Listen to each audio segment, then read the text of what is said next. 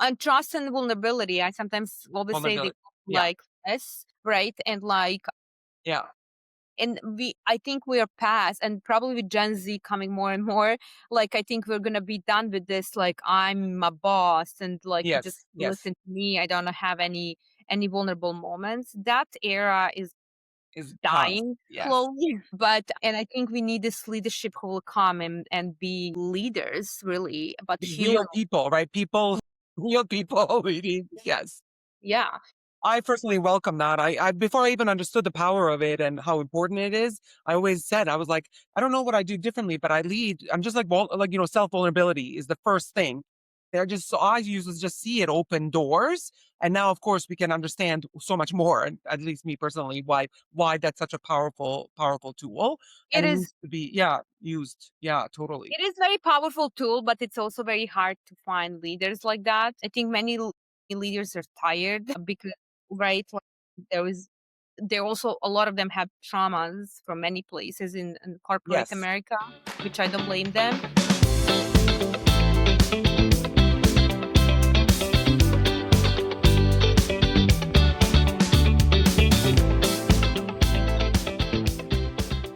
All right. Welcome to the next episode. I am thrilled, honestly, to welcome Dunja Vujovic, who is a VP of People and Culture at TextNow. Welcome, Dunja, to the podcast. I am so excited to have this conversation with you today. Thank you, Sandra, and thank you for inviting me. Like, I'm super excited to be here today. Yes, awesome. So I know a little bit about you, but I'm really looking forward to learning more about how you blend this strategic and operational leadership to really create a real asset of organizational performance from your position in the company. So and I know you do a lot of work in this, so Yeah. let's dive right in. Yeah. And first of all, a little bit, I like to jump right in to talk about unsustainable performance versus sustainable performance. But with so many organizations, public and private these days, putting into back to office mandates, Text Now is proudly geographically agnostic. So I would love to dive in with that twist a little bit. Like, how do you approach building and sustaining high performance in a remote first organization? Yeah. This is such a hot topic from many Mhm. aspects right now. Not like, yes, many companies are like, this is not working, let's go back to the office. But then, like, with Gen Z coming more and more, like, right, taking over, like, and they're looking for balance, and they're pushing back and saying, no, Mhm. we're not going to be working in the offices. It's such a, like, a, right, it's so hard to find that balance when you, like in charge of culture in the company. Here's the thing. We have been basically always looking for the best talent. We were never like focused on location and we're going to be hiring like just in this specific location. You're like, if you're like somebody who's like having different mindset, you're multipliers and you want to come and change the world with us, we don't really care. Do you live in I don't know, like Dallas, or do you live in Toronto? We are Canadian company. That's why I'm saying that, because we were always being focusing on, okay, what makes sense for us in terms of like to move the company forward. But that comes with a lot of challenges. Like, we're not like, right, like it's not always easy, and for many reasons it was not easy, like in last couple of years since COVID. But I think it's becoming more and more difficult with AI coming. And Mhm. like, I think more and more people and more leaders need to actually think about this AI component. Although like everybody's so excited bringing AI, I think it is in remote world will actually create another like a layer of like, I don't want to say fakeness, but it's kind of like, what is real here, Yeah. right? Like, Yeah. are you talking to me? Are you getting messages from AI or from me? What is happening here, right? Yeah. In this remote world, this could potentially become like a big challenge. And I think this is a topic we should be talking more about it, how we like solving for that together with AI, right? I think for us, this is the thing. We are always like remote, yes, but not for any cost, right? Like, it's just like we're gonna, as an organization, we really invested a lot of like time and resources in like having people like face to face, Mhm. having those all hands, like having planning weeks in person, having onboarding weeks Mm. in person, right? Right. Like, so that is not lost on us, right? Here is another thing. You do have to invest a lot, much more in your leadership when you have like a remote workplace, right? Mhm. And like, there is already a lot on our leaders. like everywhere, wherever you touch that middle management. And then like if you look at like millennials are like everybody's saying that they're at the breaking point at this point, and how Gen Z is basically backing up and they are just looking for balance. So like it's not an ideal situation. It's not like something that is easy to fix, but it needs to be a constantly thinking and getting data and data points, and also like your intuition, like what's gonna work, what's not gonna work. Because when you work for the company, I work for TextNow for 10 years. Hmm. You know the best, you know, like that company, you know, the like basically the best what's gonna work for your people and Right. that Yeah. culture, right? Like it's not just, I have seen many people who are like, let's just check what are those big giant companies are doing. Let's just copy and Yeah, paste. for And sure. I'm gonna tell you from my experience that will never work. We really try a couple of times and we were like, oh my God, this is not working for us at all. I think it is very important that like you take everything and like, okay, maybe you apply some pieces, but like you just don't blindly copy and paste programs and stuff that other companies are doing. And that being said, like I think number one is like as a company, we like really decided that we're gonna go heavy on like still having those like Hmm. humans connection, right? So all our onboarding weeks for Hmm. a year are in Yeah. person, Great. in our head for office in Waterloo in Canada. All our planning weeks are in person. We do have one all hands week where we invite everybody. We set up the stage for the year. It's happening always in Q1. We do also, it's not only about like us being on the stage presenting something business related. It's also letting those people having free time. And free time, like some people might be like, how is this serving like a business? Why am I spending so much money? Your CFO might ask this question. The Yeah. thing is like that free time is actually the most valuable and most important thing, where your people will build those connections and relationships which you will see through business later. Okay. Off. Like don't be afraid of free Yeah. time. Yeah. I think that's a very important thing when you do events like that. We do also do one more event, and that is we call that Canada Week or Waterloo Week. Because we're a Canadian company, we invite everybody in Waterloo first week in December. I know it's a little bit starting to be chilly. So for Americans can be sometimes like, oh my God, this is too much. But like Yeah. we just wanna introduce them to like Canadian geeses and Yes. like Canada goose and like, you know, Canadian winter just starting. So all beauty. We do that week as well. We do it in our office. We take advantage of our office. We have a big office and it's just actually business as usual. Regular week where actually there's not much programs, but people are working, just connecting with each other, having those like hallway chit chats, or when you're like going to grab a coffee and you see somebody and you're like, okay, let's chat a little bit. And then we do like a celebration of that year in the office and like lunches together every day. So we have this sense of like, right, like connection and then like basically human like touch in this remote work. But yeah, I think it's not an I love easy it. question, not an easy No, solution. no, nothing good is, And I mean, but nothing worthwhile is easy, right? So, uh, I yeah. think it's gonna actually like I'm sure many people won't agree with me. I think with AI will become more. I love it. Packed answer. I love it. Like, so it's needed in many ways because Gen Z is demanding it. Millennials too need it. I want to back on that. They're asking for the flex, and really, if you want the best, we have to flex with them as well, right? So creating space for the needs of individuals. You also mentioned, but the challenge as well with how do we make sure that what we're getting is real. Bringing AI into the challenge equation. I love that. And then ultimately, even when you say remote first, it doesn't mean remote only. So, and I love the intentionality that you're bringing to it. So, by design, right? So, where is, and that's, actually aligns with my personal leader thought as a leader. So, I just really like to put in my own words, it's like, how do you get the best of both worlds? Like, where is that in person? A touch point in irreplaceable, like onboarding, planning together, like and meeting each other, and where do we actually benefit from letting individuals do their thing the way they do it and create space for themselves in their life. So We pack did answer every dimension. I love it. like I'm gonna just add a little bit more to that Yeah. as well. So like because I know a lot of companies like reaching out to me to ask about the couple of things that we do here, and we do it very successfully. Again, we didn't like copy and paste other No, companies yes, like programs.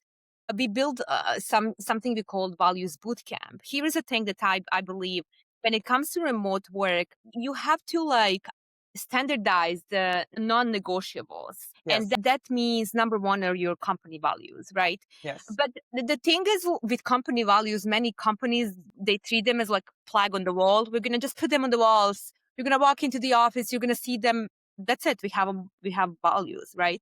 But if you don't live them, and if you don't teach your people how to live them, you don't have company values. You have yes, posters. yes, Nice, probably you have good designers and they will design a good logo for your values, but you don't have values. So what yes. we did, we took this to the next level, and I want to just quickly touch base on this one because it's very important and it's mandatory for everybody in our company.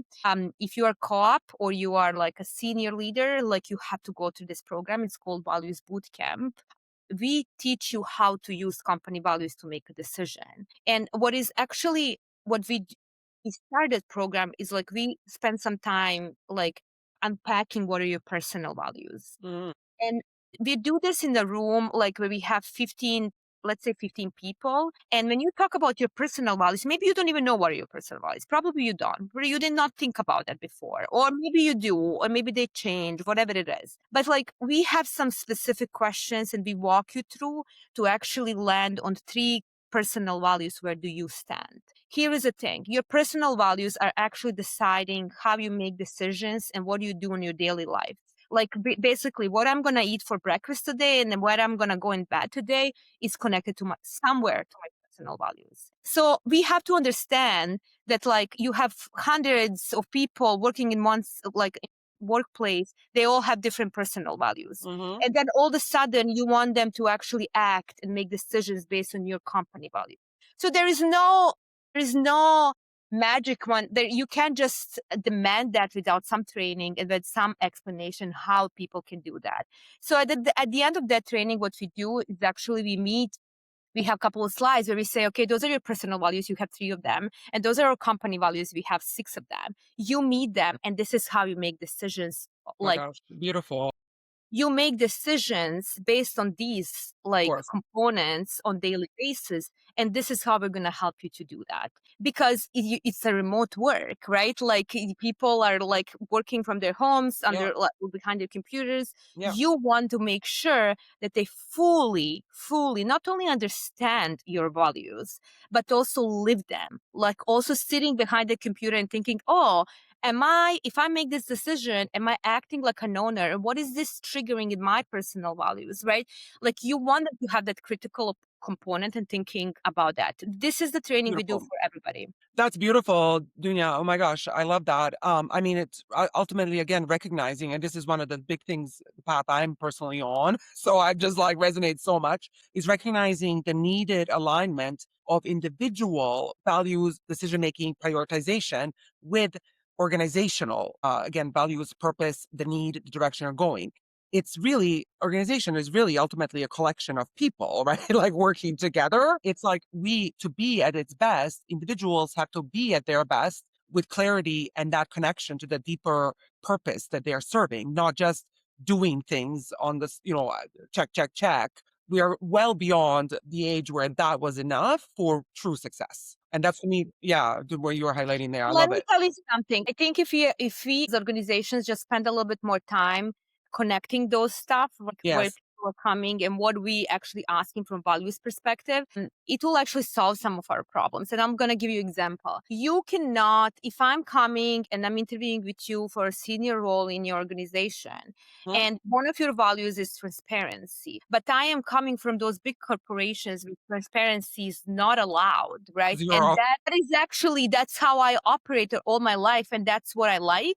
Yeah. I will never be successful in your organization. Yes. Like, Exactly. because that is just not how I'm wired. That's not how I can be the best leader ever. I can be like so successful. I can be like driving big budgets and numbers and like all of this. The thing is like I'm not going to be engaged and most likely not going to be committed. So like from those two perspectives, I'm not going to be really giving my 100% in that organization. If you just take a moment to understand that and how is this connected, I think we will save Makes a a lot lot of of sense. time and money for companies as well when it comes to Yeah, hire. oh, I love it. You're going so much. That's exactly. I love that kind of line of thinking. So powerful. And the other part to build on that is also you actually mentioned that you actually help people how to do that. So this is another gap that I feel like we have as a society. We've gotten in many ways the demands on us are unprecedented and precedent and just growing in every aspect of life. So we've a lot of times gotten away from, you mentioned like you don't do people even know their values because we are not taking the time. Sometimes we're just do heads down. Life is certainly pulling you in every direction. It's like how do we take time to develop our own vision, values, guiding principles, step back and think what are we trying to do at work and in our life, right? A lot of times I think we've gotten away from some of those skills. So you are highlighting that too. You actually recognizing how important it is to get that alignment of individual and organizational values. You have to actually show people how to do that. And there's I would like, is there a role for organizations to be doing that? Because it smells like, individual performance, but to me, I totally agree. It's a critical layer of organizational performance, right? Yeah, but Sandra, let me tell you why is that like that. Yeah, Like, please. first of all, I'm gonna give you an example. Me and my husband, we live together. We're happy married like for 14 years, right? But if you put the same goal for me and him and say, "Hey, I need you guys to meet with you," I don't know, like in this store by 10 p.m. The way how we're gonna get by 10 p.m. there are totally different ways, right? Like where he's gonna probably sit in the car, right? I'm gonna be probably walking. I might be late, right? Like stuff like that. So we all understand what's the final goal. We can, but we are not, if you're not aligned how to get there, like Yeah, in organization, that's a big problem. It's the big biggest problem. problem, actually, bigger problem, like than like alignment on the goal. So Yes. if you just show with people and say we have company values, find them on our website and whatever, then like people will be like, what do I do with this? Where do Yeah. I start? How I achieve my goal with this? But like if you put the proper training and that's part of your onboarding, but you make sure that your senior leadership team go through this as well and they truly understand and believe in this. If your CEO, when he's presenting stuff to the company, connecting behaviors and dots to your values, he's sending a president and he's setting like an example. This is important for us. If your performance review is not only focused on like what you delivered but also how you delivered, right? And that how is connected to your company values. Did you live these values? Were you a brilliant jerk when you were doing this? Were you running over people on your team to get there? Like then that's the component that is important. Then your values boot camp and that training you actually taught people is not just like another training on a checkbox. So I think there is everything needs to be around this, like the whole Yes. culture, everything needs to be like connected and the whole culture needs to be like aligned when it comes to your company values. It really is like that. It's not simple. I don't want to say it's simple as that because it's not Um, simple, but well, like yeah. it's It's simple. I would say, it's simple, but not easy because it yeah, is simple because you're like, but it's exactly. not easy to do. Um, It's not. yeah, but I love it. Like I talk about this actually, you can do, again, I'm thinking about this very a lot these days because I've realized this huge gap in how organizations are building leaders and sustaining them. So I've been really thinking a lot about it, but I love it. I actually I developed like a framework on individual sustainable performance and then organizational one. And what I put in it is that the value alignment you can have, I think everybody needs these fundamental skill sets, technical skill sets, leadership skill sets. But I put at the top is this alignment of purpose and value. I call it going into fifth gear because ultimately and that's the only, if you don't have that when you're really connecting, it's ultimately we're just doing work and you can use your skill sets and that can be okay for getting something done. But to really, pull on the hearts, minds, and efforts of everybody and to really be going beyond, you can't do it without this. So I can't love more what you're highlighting and you're actually practically You doing it. can't do it successfully, right? Yes, You you can can't do it try. successfully. We have seen companies before trying to do it, but like Yes. you can't really do it successfully. Yeah. And like I'm not gonna also say that this has been always successful for us. Absolutely, some people will go through this and it doesn't still work for Yeah. them, and they don't find their way. Like that happens. Yes. But the good thing about that is like you catch that faster, like than Yeah. if you don't have Yeah. that. The other thing that is very important when we talk about this remote work, which is a hot topic right now for many Yeah. For sure. companies, it's like how you keep people accountable. Like, Yeah. I mean, there's some different ways to do it, blah, blah, blah. But how do you keep people accountable across the organization at the same norms? I don't Yeah. want to say rules, but at the Yeah. same norm. Again, we're going back to your values, right? Like, you have to give your leadership something, and it's not only like, oh, here we are, here it is, like, go and figure it out. You have to really, through those values, give them examples. And what we did is like we actually work to give them TextNow examples. So it's not example, oh, we heard this that happened in Shopify or it happened in Apple.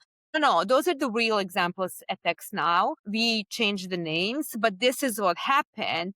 And this is how this person actually should act in order to live this company value. So you give them those examples in this remote work. It's like a behavior constantly, like, okay, like the reminder how what do we care and what we should do in certain, like, situations. So that's so powerful because you're not just introducing the concept, you're helping people connect it for themselves and then showing examples of it in action to show the power and what could be for them and their team and the org. Yeah, That's a beautiful. to help them connect with themselves. They're always find something about themselves new that they never knew before. But you also help them connect with others in that room. And Yes. we never do the same team. So we never put like finance team together. We Hmm. always do across the board, like, Nice. right, like from different teams, different levels, right? You have senior, somebody, you have executives in one, you have like a leader, you have a Yes. like IT guy who just started, and then they all sit together. And what that does is basically show those people, ICs or those junior people, that this executive who's sitting with them in the room is also just a human. Yes. And it's also like there's so much vulnerability. And we Yes. do open these sessions like, hey, whatever happened in this room stays in this room. This is a confidential, like, but like it also opens the door a little bit for your culture, for those people to see. Yeah. Yeah, that's wonderful. I bet you're seeing a lot of authentic connections this made this way.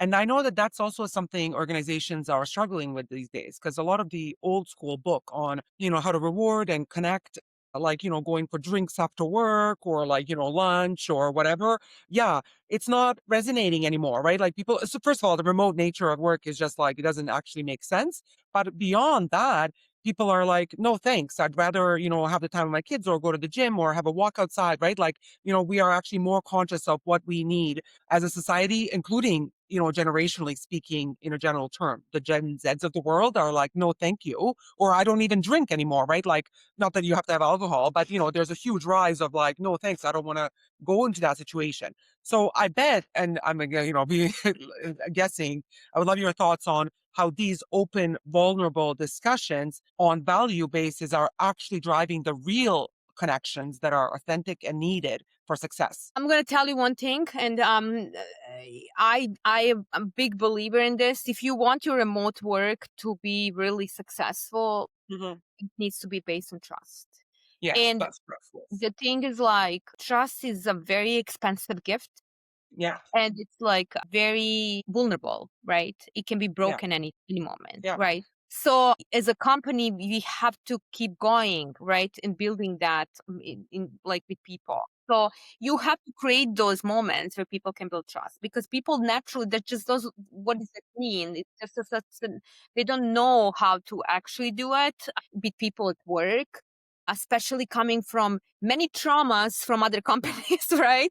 Like, or how they were treated or yep, how they, like, right. So I think giving them space to build those stuff. We did a yeah, lot of Brene Brown there to lead workshops in our company as yep. well, So very well. vulnerable leadership, talking about stuff, being like, right, saying when you don't have a good day as well, like being open about it, right? Having those Yeah. conversations with Yeah. people on front. We don't also, here's another thing where I am is in HR really believe in this, like if nothing can be surprise, Yeah. performance management. There's no way that like I'm reporting to you for years and then all of a sudden I come in this in January 3rd and you're like, well, you're not performing. And I will be like, what is happening here? Yeah. Yeah. And There's obvious ones. Yeah. people, a lot of people experience that before. That's not like how trust is being built. And that's not what we're trying to do. And if you want to have successful remote place, like remote first, but not remote only place, but like anything, the trust will be foundation of all of it. Love that. I mean, I think I would like to quote you on the need to create moments to build trust. That shows a real strategic leader in action, right? So how do I proactively build the moment that I know will build that trust? And I know, yeah, trust. I love just that's beautiful. Build and a good way to build on, that first connection on values, and then creating an ongoing connection on building and maintaining trust within an Yeah. org. That's Yeah. beautiful.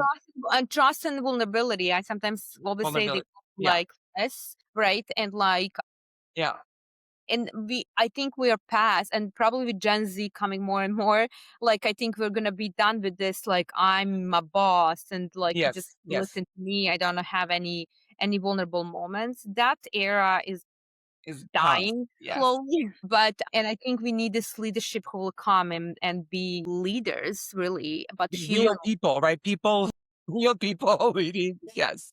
Yeah. I personally welcome that. I before I even understood the power of it and how important it is, I always said, I was like, I don't know what I do differently, but I lead. I'm just like, self vulnerability is the first thing. They're just so I used to just see it open doors, and now, of course, we can understand so much more. And at least me personally, why that's such a powerful tool, and It it is needs to be, yeah, used. Yeah, totally. It is very powerful tool, but it's also very hard to find leaders like that. I think many leaders are tired because, right, like, there is there also a lot of them have traumas from many places in corporate Yes. America, which I don't blame them. And a lot of them also learn how to play this politics, right? So like Yes. they're like, oh, if I play politics, I can just save me, and like that's the attitude, and we just have to slowly stop. Like really, I think it's happening. I just don't know if it's happening in too many places. That needs to really change. Yeah. I Yeah. go. I for one. I mean, I love always you're bringing up the reality of it. It's not all rosy, right? Even if you get all excited about these concepts, the reality is it's really hard. People are, like you said, exhausted. They have their own dark version of PTSD impact of whatever they've had. It's gonna. But I, for one, I do think leading with these new approaches will, over time, start to change the Yeah. game. And that's what I mean. That's what these conversations are all about as well. Is like these are the voices that have to lead, even though again, it's like it's straightforward, it's not easy, and it's gonna take time. Like for sure. And let me tell you, when I interview for leadership in our company, we do have a very, I want to say, like robust process because we are also learning that we like kind of like some people took advantage of us, right? So we are how we Yeah, actually do this. yeah, So the thing is like I am always looking for somebody with self awareness. If yes, you have a leader who's not self aware, that person is not coachable, right? Like, and yeah, it doesn't matter, right? At, yeah, at that point, it doesn't really matter. Like anything else, he can or she can bring any results to the table. But like, in most cases, those people can be like a brilliant jerks, and like we just don't want that. As a company, we have a zero tolerance for that. And I always say that. And I think many other companies should like act like that, right? Should have that stand and be like, no, it actually, if it's gonna cost our culture, it doesn't matter. Like it's not worth that, right? it's a short-term view, right? It's kind of like that instant gratification. Like you can get something done, but are you doing it in a way that's not eroding trust, wrecking all kinds of things in the path? And we have to balance, we have to find ways to balance that short-term gain with a long-term sustainable plan forward. Because business is never a one-time success. It just isn't, right? Like they'll be the next thing to chase. And you have to be on a path up to do more and more, not like eroding the hard won trust and vulnerability. And so to me, it's a game changer. But again, I think it takes a really strategic leader to go above the noise of it and the obstacles of it to play at this level that you're talking about. I think that's a very good point, Sandra. I think like here's the thing. As a VP people and culture, and to all of my fellow like HR folks who are trying to do this work, but for some reason or another they can't because they don't have a support. This work can only happen if your CEO is on Yes. the same page, right? Yes. Yes. That's If great. he or she are not, that is just impossible to do that, right? And Impossible. So I totally agree. Like, and I love that you brought this up because this is perfect actually, because I was like, I can't not ask you a little bit about this side of things. And I love that you brought it up. So, there's a like, as an HR leader, and I'm not an HR, I have to say, I'm more like delivery tech side of things, but I've spent last few years deep diving into some of the challenges on this side. And what I hear all the time is a challenge to get the C suite, let's say, on the same page, right? It's kind of like, oh, that's your people problem. And you're like, no, no, this is my organizational performance a problem that everybody has to be on the same page. So I would love to, I think there's an element of like, yes, they have to be on the same page, like fundamentally, right? Like aligned with this approach, but also likely there's an element of talking to them through some, the language of numbers or language of business, right? Which a lot of times has to do with numbers. So I just wanted to ask you a little bit on that side. That's why, is how do you help connect those dots for even leaders that, believe in it, but even those that yeah, like even those that believe in it still want to see probably some numbers, right? So I just wanted to ask you on that side of things. Yeah. but here I'm gonna get it there, but like I just wanted to tell Yeah, you for like, sure. for I think for it's important that we say, it's very important for me that I've made this point, is like that HR people and HR leaders are Hmm. not responsible for company culture. We do have this in title, and it can be very, very misleading. Yeah. And if you're not clear with that from the beginning, or your leadership is not clear about that from the beginning, you cannot be successful. And the reason why is because you are there to enable leaders, to help them to create a good culture, to set up those values boot camps, to lead them in a good direction, to Yeah. coach them, to deal with a lot of shit and problems. But like you are not responsible for engagement Yes. survey results. Yes. It's very important that I say that, because I Yes. think I still love it. some leaders in HR are spinning a little bit there, and like you just cannot own that, right? Like you can own the tool that does that. You can Yes. recommend the Thank questions that you. they're Yes. saying. You can work with them on action plans once they received, I don't know, we do engagement surveys, so once Yes. they receive data Yes. points, you can help them navigate that feedback, right? But you are not responsible for those results. And that is, Yeah, you should absolutely. put that on your sticky notes and put it on your laptop and be like, you're not responsible for that. I'm gonna have a hard time picking if your favorite my thing is gonna be the need for create moments for build trust or this part that you just pointed out. And I love that it's coming from you as this established successful HR leader, because that's almost like what I've been trying to highlight is to say, HR has in hand, it might like, and I have versions of this that I can use analogies for how a tech person can have same similar things. But those back office functions were always thrown like you might be administering, the culture communications or engagement surveys or the leadership training, but you don't own the capability of culture, engagement, leadership capability. That's an org wide asset, right? That needs to be nurtured, It is. But right? it's also Okay. tricky because Yes. it's tricky Tricky. because then in some organizations they just see you then it's just an admin. Like just like, oh, you're Well, just, and that's the problem that you probably see it as a that's the one problem. dimensional check. Which is Yes. leading me to your original question, which Yes. was like, when you're like, let's say you get those engagement survey results, where you are responsible is like how you're going to present them to the company and to Yes. your Agreed. CEO. And Yes. Yes. how are you going to connect those dots for them? How is this impacting company goals, business? Like, performance in the company. That is your job. That's you are responsible for. And Yes. that's where you becoming a strategic player and having Yes. seat at the table with CEOs and C levels. And I think HR can be sometimes a little bit like lost there, but like almost like a treating HR as a product org, right? Like this Yes. is what I am like connecting here right now, presenting, and this is what I based on this data, based on like my intuition as well, because I talk to people a lot in this Yeah. company, based on like data points and based on the history in this company, this is what I'm suggesting Yes. that we should do to actually move forward faster, to bring more revenue, to like change this team because this team is not performing or something is not happening here well, or this leader is not doing what we are supposed to do, what he's supposed to do. So those are the conversations that you bring it to the table that are very valuable. And that is what you own. That Yes. is it's very mushy right now in HR world. Like people are like, okay, but then what am I? Like if I'm not responsible for that result, and then instead of like thinking strategically and preparing themselves to read data strategically and how to present the data, they're much more focused on like what is the final number.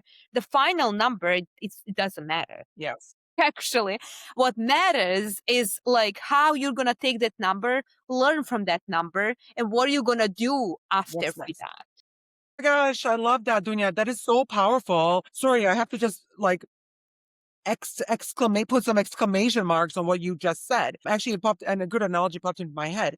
But I really love it. Like you're sharing here, and I can agree with you. Just that I think there's a bit of a lost on here. Like it's muddy, right? Like it's a bit we're in Everybody. gray zone. Like so much of our world right now. It's It is. like the clarity is just gone. But responsible to administer some of the surveys, to interpret them, tell the story of what is being lost, what could be. Take some of those, and I put some of your comment back from earlier. Take some of the best practices or things that make it applicable for your organization and what the problem at hand, and then connect the action plan to business outcomes. And then you're having a strategic seat at the table, having a real discussion with the C-suite, and the paths can clear for like budgets and action because we are all aligned on what's really needed and how we're going to get there. Amazing. Beautiful, you said. This is why I actually started writing more and more on Yeah. LinkedIn because I think it is very important that we change that misleading perception about HR. And we are like, to be honest with you, nobody's fault. Like it's HR's fault. Like us, we created all this. And they still do in some pockets, in some companies, you're still doing that. Yeah. But I think it's fixable. And I think needs to be more leaders talking about those problems. And you know what? It is uncomfortable. It is not easy. It's not coming with like, oh my God, fixable quickly and like instant. It's coming with like a lot of work, a lot of thinking, a lot of going in bed and like going through like, okay, what is happening here? Trying to understand problem. Because again, like, and this is what I do. I don't just collect data and then Mhm. just follow data. Yeah. And I will never suggest that to any HR leader because if you do that, then that means that AI can replace you any moment. Really, like you are very replaceable, right? But if you want to create a good culture where people are thriving, then you have to have an intuition. To have Yes. a right intuition, you have to be talking to people until you lose your voice. Yes. Really, you Yes. have to Totally. talk to people constantly. And by that, I don't only mean with people above you, but with your peers. You're talking to co-ops, amazing research of like Absolutely. Yeah. points and Yeah. stuff. Absolutely. You're Yeah. talking to like just a new hire, an ICs who just started, the junior people who just started, right?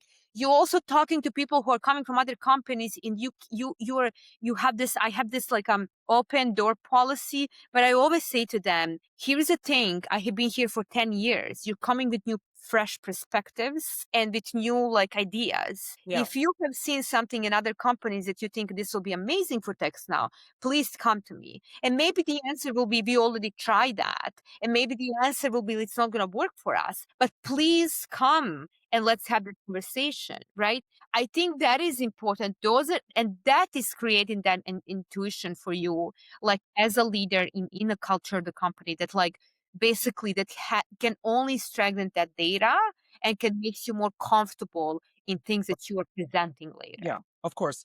I love that. And I can't agree more. Even as a technologist, I'm always like, data is a, input, tech is a tool. We have to put it in context. We have to add the people, the context, and then that's where the real juice really is. And that's like good advice. So I'm so grateful that you did start sharing more on LinkedIn, because that's what ultimately connected us to have this beautiful conversation. And also, this is really also how I feel as well. That's why I started the podcast, is to have these conversations and to drive this kind of thinking, beyond just To one say off. Yeah, evidence led, intuition informed, perfect. Oh, nice. There right? you go. And like, and I think that's ideal combination Yes. somehow. Yeah. And I it's not easy to get there. No, I want to just say like it's not no, easy. no. That's why I'm always, I hear you, because you're always like, we're making it sound so simple, but in many, that's what actually I started saying this. And I know it's a famous saying. It goes back, there's so many versions of it's simple, but not easy. I think it goes back to like Leonardo da Vinci's quotes to like Steve Jobs to, and it's something that really resonates. But it's like, if we align on what it is, then we are doing really worthwhile work, right? And it's not easy. Yeah. But this brings me to my fun question is like, because if we say, okay, you shared so many powerful themes today, but they're not easy to implement. So if I offered you a magic wand to, help either text now or this message propagate to other HR leaders outside an organizations, which theme would you apply your magic wand the most to help on? Very good question.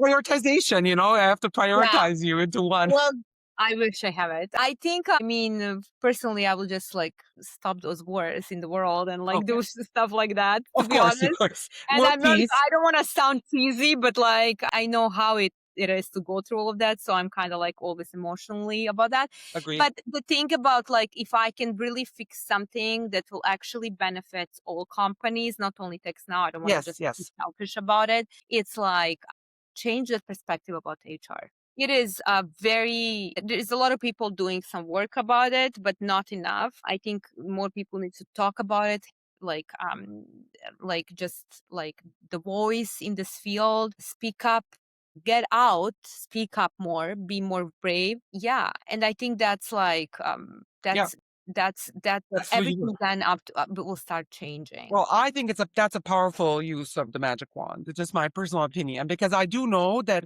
it's like, I do understand from being outside of HR some of the misconceptions that we are, talked about, a misalignment of responsibilities that isn't just creating problems for HR, it creates problems for others, like org wide, and people as well. Because yeah, it's for good reason. So I think, really having clarity on this role would really be helpful to many, many individuals and organizations. So I think you applied it well. Of course, beyond world peace, which we, Yeah, because it will also not help only HR, and that's where I was yes, coming from. exactly, It exactly. will help other people to Yes, understand HR better. yes. That HR is not like ping pong tables and like right To free lunch. understand and to drive org outcomes Yeah, effectively, right? Like really, like we all get to work together. and Yeah. So performance management, high performing, building high performing teams, having yes, seat at the table, talking about yes, engagement, commitment, right? I think we need more leaders to speak about that, not only HR leaders, but also CEOs, yeah, COOs, right? Give agreed. us all basically like have our backs. But like always I love this mantra from Brené Brown, courage over comfort. And I do think that's like that needs to be like that needs to be a north star for us going forward and when it comes to like when it comes to leadership and building those cultures. Because guess what? It's not going to get easier with No, Gen Z coming with a totally new concept and looking how it works. And not only Gen Z, after Gen Z, there are other like generations who are like even like I don't want to say worse, but like they have totally different concepts of totally this. different. Yeah. It's going to be more challenging. Yeah.